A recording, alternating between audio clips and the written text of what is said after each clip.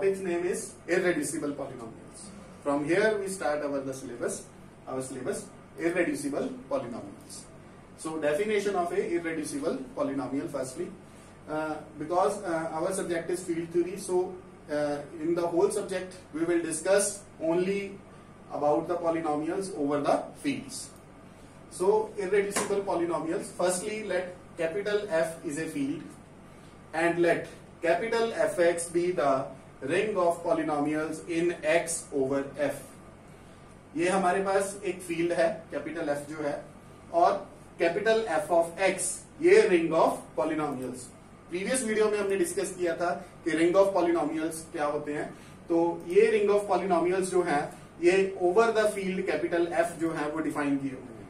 इसमें क्या होता है, पॉलिनोमियल्स होती हैं जिनके कोएफिशिएंट्स किस में बिलोंग करेंगे, द फील्ड F में. So this is the collection of the polynomials and indeterminate is X over F means the coefficients of the polynomials belongs to the field F.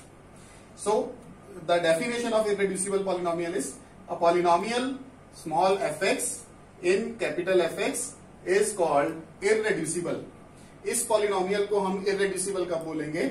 First condition is the degree of Fx should be greater than or equal to 1. Obviously, we have to consider the polynomials which have degree at least equal to 1. Here, we do not consider the constant polynomials. We will consider the polynomials which have degree greater than or equal to 1, which have at least degree equal to 1. And so second condition is, which is the main condition of the definition, Fx is equal to Gx into Hx. It means if Fx can be written as the multiple of Gx and Hx, where Gx and Hx belongs to capital Fx. अगर Fx को हम reduce कर सकते हैं मान लीजिए दो polynomials में Gx और Hx में, तो irreducible का मतलब क्या होता है कि जिसको हम reduce ना कर सके, जिसके हम factors ना बना सके. लेकिन अब हम यहाँ पर क्या कह रहे हैं कि हमने दो factors इसके बना लिए Gx into Hx. तो क्या होना चाहिए, इन दोनों में से कोई ना कोई एक, या तो Gx जो है वो कैपिटल F में बिलोंग करे या Hx जो है वो कैपिटल F में बिलोंग करे. अब यहाँ पे डिफरेंस देखिए, यहाँ पर था belongs to capital Fx means firstly we are saying that these are the polynomials, but to verify the irreducibility of Fx we have to prove that either one of them is a constant. जो Gx है वो constant हो जाए या जो Hx है वो capital F का मेंबर मींस कांस्टेंट हो जाए. मैं एक एग्जांपल की बात करूंगा. सपोज हमारे पास ये पॉलिनोमियल है x स्क्वायर प्लस 1. पहले आपको ये डिसाइड करना है कि ये वाली जो पॉलिनोमियल है हमें कौन सी फील्ड में से लेकर चलनी है. सपोज इस पॉलिनोमियल को हम कह रहे हैं कि ये फील्ड ऑफ रैशनल नंबर्स में से है, बिलोंग्स टू Qx. आप चेक कर सकते हैं इसके जो दोनों कोएफिशिएंट्स हैं 1 और 1, दोनों के दोनों ऑब्वियसली क्या है, रैशनल नंबर्स है. So we can say x square plus 1 is a polynomial belonging to Qx, belongs to rationals. Now x square plus 1 कि अगर मैं आपको कहूं कि आप दो फैक्टर्स बनाइए Gx और Hx, और दोनों फैक्टर्स जो हैं वो इसी सेम फील्ड में ही आने चाहिए, Qx में ही आने चाहिए, तो जाहिर सी बात है आप इसको कोई भी ऐसी दो प्रॉपर पॉलिनोमियल्स में नहीं ब्रेक कर सकते कि जिसमें दोनों के दोनों ये जो फैक्टर्स हैं वो Qx में बिलोंग करें. तो आपके पास एक ही ऑप्शन रह जाएगी. अगर मैं आपको कहूंगा कि इसको ब्रेक करके दिखाइए तो आप इसको क्या कर सकते हैं, आप इसको ऐसे लिख लेंगे 1/2 2x स्क्वायर प्लस 2. ठीक है, दो फैक्टर तो मैंने बना दिया ना, एक Gx मेरा हो गया 1/2, Hx हो गया 2x स्क्वायर प्लस 2. बट दोनों में से एक फैक्टर जो है, जैसे 1/2 ये क्या है, एक कांस्टेंट है, ये किसको बिलोंग करता है, Q को बिलोंग करता है. जरूरी नहीं है यही फैक्टराइजेशन लिखनी है, आप कुछ भी लिख सकते हैं, 1/3 3x square plus 3, 1/4 4x square plus 4, कुछ भी आप इसको लिख सकते हैं. लेकिन हर बार जो होगा एक फैक्टर जो है वो कांस्टेंट आएगा, एक फैक्टर जो है वो Q में बिलोंग करता है. सो ऐसा क्यों हो रहा है, हम क्यों नहीं इसको ब्रेक कर पा रहे, क्योंकि ये पॉलिनोमियल क्या है हमारे पास, irreducible. बट अगर इसी पॉलिनोमियल को मैं यहां पर थोड़ा सा चेंज कर रहा हूं, इसी पॉलिनोमियल को अगर मैं आपको कहूं कि बिलोंग्स टू Cx ले लीजिए, here C is the set of complex numbers. आप इसको CX में ले लीजिए। तो अब मैं अगर आपको कह रहा हूं कि इसके दो फैक्टर्स आप बनाइए और दोनों के दोनों फैक्टर्स किस में होने चाहिए, इसी फील्ड में CX में, तो आप इसको बना सकते हैं अब इजीली, क्योंकि ये हम सबको पता है कि x² + 1 को हम कैसे वेक्टराइज कर सकते हैं, x + i, x - i। अब ये दोनों के दोनों जो है वो प्रॉपर पॉलिनोमियल्स हैं जो CX में बिलोंग करते हैं। तो ये polynomial in the field of complex numbers irreducible नहीं है। तो जाहिर सी बात अब क्या हमारे पास आ रही है सामने कि जब भी हमने पॉलिनोमियल को चेक करना है तो उसके साथ हमने फील्ड को भी जरूर स्टडी करना है कि कौन सी फील्ड में वो पॉलिनोमियल हमें बिलोंग करती हुई दी हुई है। जिस फील्ड में वो पॉलिनोमियल बिलोंग करती दी है उसी फील्ड में हमने चेक करना है कि उसके फैक्टर्स उस फील्ड में बन सकते हैं कि नहीं बन सकते। क्योंकि ये देखिए हमारे पास पॉलिनोमियल वही है, जब हमने QX लिखा तो ये इररेड्यूसिबल साबित हुई, अब हमने इसको बिलोंग्स टू CX लिखा तो अब ये रेड्यूसिबल साबित हो रही है। सो सबसे इंपॉर्टेंट रोल किसका है यहां पर, फील्ड का रोल है कि ये फील्ड जो है अगर हमारे पास Q की थी तो ये इररेड्यूसिबल हुई, और अगर ये फील्ड हमारे पास C थी, कॉम्प्लेक्स नंबर्स थी, तो ये पॉलिनोमियल रेड्यूसिबल आई हमारे। तो अभी हम नेक्स्ट डिस्कस करेंगे इसकी प्रोपोजिशंस। प्रोपोजिशन जो है वो डिस्कस करेंगे। प्रोपोजिशन 1 की स्टेटमेंट है, late fx belonging to capital Fx be a polynomial of degree greater than 1। ये जो पॉलिनोमियल है ओवर द फील्ड f है और इसकी जो डिग्री है वो स्ट्रिक्टली ग्रेटर देन 1 है, मींस इसकी डिग्री कम से कम 2 जरूर होगी, एटलीस्ट डिग्री 2 का ये पॉलिनोमियल होगा।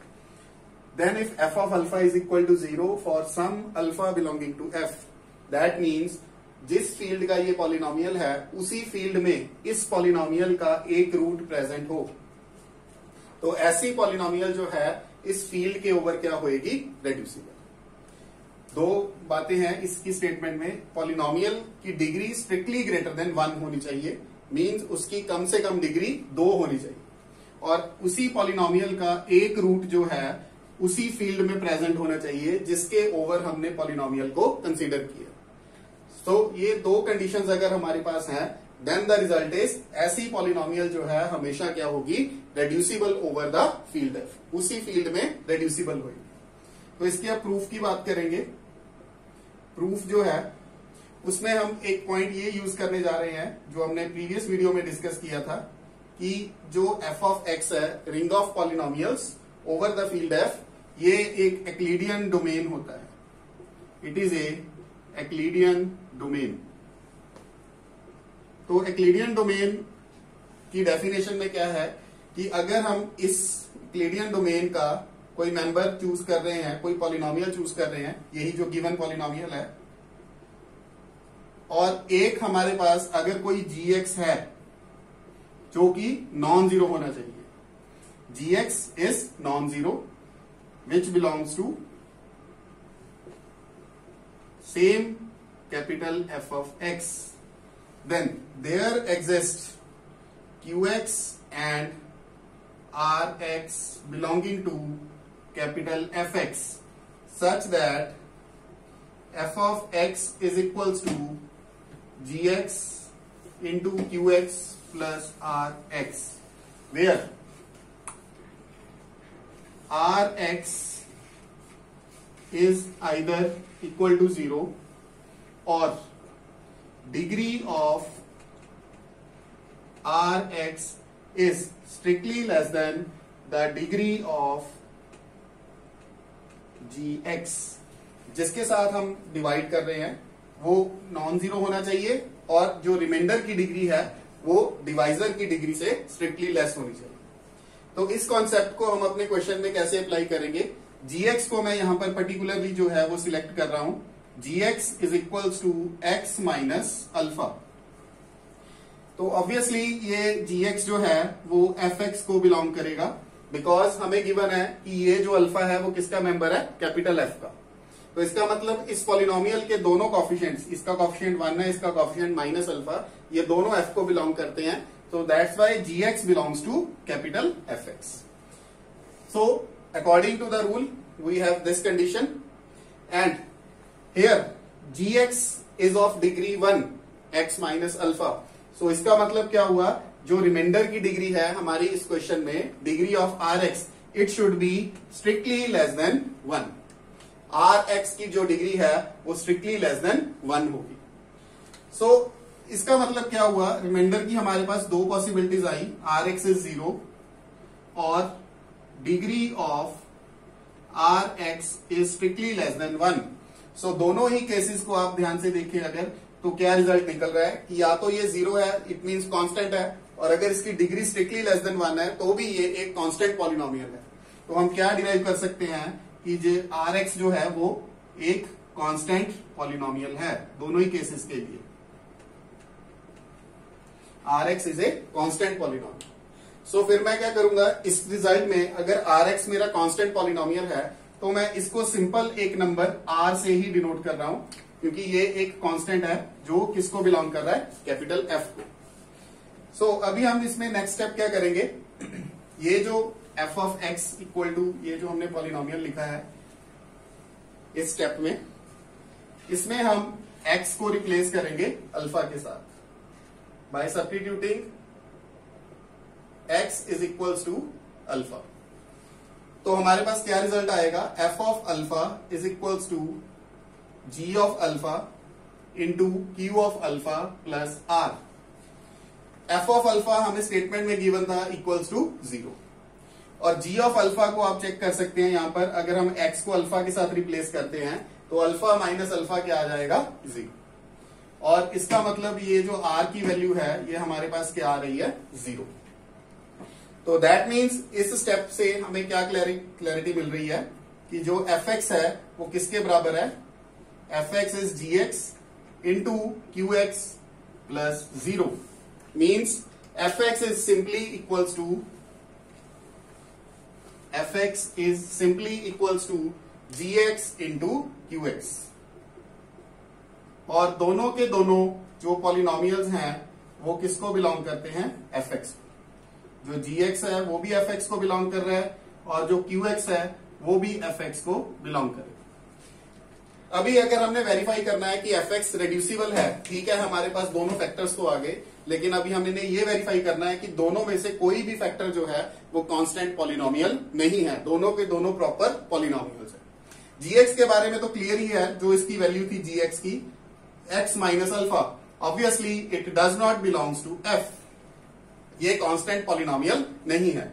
अब qx की बात करेंगे, qx को कैसे टेस्ट करना है कि ये कांस्टेंट पॉलिनोमियल है कि नहीं है। इसके लिए जो हमें क्वेश्चन में गिवन था कि जो डिग्री है fx की वो स्ट्रिक्टली ग्रेटर देन 1 है, दैट मीन्स जो fx की डिग्री है वो ग्रेटर देन और इक्वल टू 2 है। और अगर fx की डिग्री ग्रेटर देन और इक्वल टू 2 है तो आप इस ब्रेकिंग जो हमने इसके दो फैक्टर्स बनाए हैं fx के, इसको ऑब्जर्व कीजिए। इनमें से जो gx है वो कितने डिग्री का फैक्टर है, 1 डिग्री का, और fx की डिग्री कम से कम 2 है।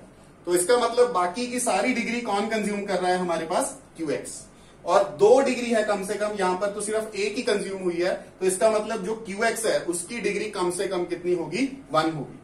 So that means the degree of qx should be greater than और इक्वल टू 1।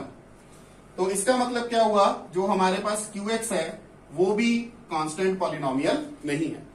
तो इसका मीन्स fx के 2 फैक्टर्स हमारे पास बन गए हैं जिनमें से कोई भी कांस्टेंट पॉलिनोमियल नहीं है, that's why fx is a reducible polynomial. अभी हम इसके कन्वर्स की बात करेंगे, क्या इसका कन्वर्स ट्रू होगा, जो ये रिजल्ट हमने स्टडी किया। ये रिजल्ट था कि अगर पॉलिनोमियल का रूट एग्जिस्ट करता है उसी फील्ड में, if f of alpha is equals to 0 for some alpha belonging to f, then fx is reducible over f। इस रिजल्ट को हमने स्टडी किया। अभी इसका कन्वर्स डिस्कस करना है कि क्या इसका कन्वर्स भी ट्रू होगा, कि अगर fx रेड्यूसिबल ओवर f है तो क्या f of alpha equal to 0 means इसी फील्ड में इसका एक रूट जरूरी है, होगा। तो इसके बारे में पहले ही बता दूं, ये कन्वर्स जो है वो नेसेसरली ट्रू नहीं है। हो सकता है इस फील्ड में रूट हो, और ये भी हो सकता है इस फील्ड में इसका रूट प्रेजेंट ना हो। इसके लिए एक एग्जांपल की मैं बात करूंगा। fx मैं सिलेक्ट कर रहा हूं यहां पे, x raise to power 4 plus 4x square plus 3। इस पॉलिनोमियल को हम कंसीडर करेंगे over the field Q, that means this polynomial belongs to QX। तो अगर ये पॉलिनोमियल बिलोंग्स टू QX है, इसके अगर आप चेक करें, ये दो फैक्टर्स बन जाएंगे हमारे पास, x² + 1 x² + 3, और इजीली हर कोई ये कंफर्म कर सकता है दोनों के दोनों फैक्टर्स QX में बिलोंग कर रहे हैं, क्योंकि इसके दोनों के दोनों कोएफिशिएंट्स जो हैं वो रैशनल नंबर्स हैं। इसका मतलब पॉलिनोमियल रिड्यूसिबल तो है, ये कंडीशन जो है हमारी वैलिड है कि this polynomial is reducible over Q। But अगर इस पॉलिनोमियल के रूट्स अगर हम चेक करें, रूट्स फाइंड करने के लिए इन दोनों को इक्वेट टू 0 हम लेकर चलते हैं, तो x की वैल्यूज क्या आएगी यहां पर ± आयोटा, और यहां से x की वैल्यूज आएंगी ±√3 आयोटा। और इन चारों में से जो चार रूट्स आए हमारे पास, iota, minus iota, √3 iota, -√3 iota, कोई भी रूट जो है आप चेक कर सकते हैं वो रैशनल को बिलोंग नहीं करता। तो इसका मतलब ये वाली कंडीशन जो है वो वैलिड नहीं हो रही है।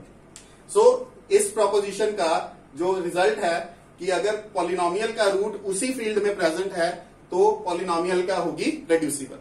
बट जो कन्वर्स है वो ट्रू नहीं है। कन्वर्स में कि अगर पॉलिनोमियल रिड्यूसिबल है तो ये जरूरी नहीं कि उसी फील्ड में उसका रूट प्रेजेंट